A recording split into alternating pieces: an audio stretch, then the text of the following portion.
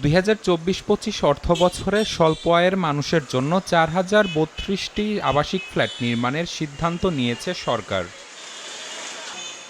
অনুমোদন পেলে টঙ্গী, গাজীপুর, ঢাকার শ্যামপুর ও কদমতলী, নারায়ণগঞ্জের চনপাড়া ও খুলনার হরিণঘাটা এলাকায় এসব ফ্ল্যাট নির্মাণ করা হবে বলে জানান অর্থমন্ত্রী আবুল হাসান মাহমুদ আলী। জমির যথাযথ ব্যবহার নিশ্চিত করতে সব জেলায় সমন্বিত অফিস ভবন নির্মাণের উদ্যোগও নেওয়া হয়েছে।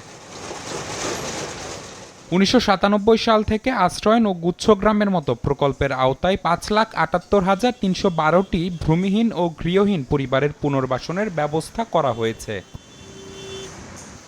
নিবিড় সাহা, সময় সংবাদ, ঢাকা।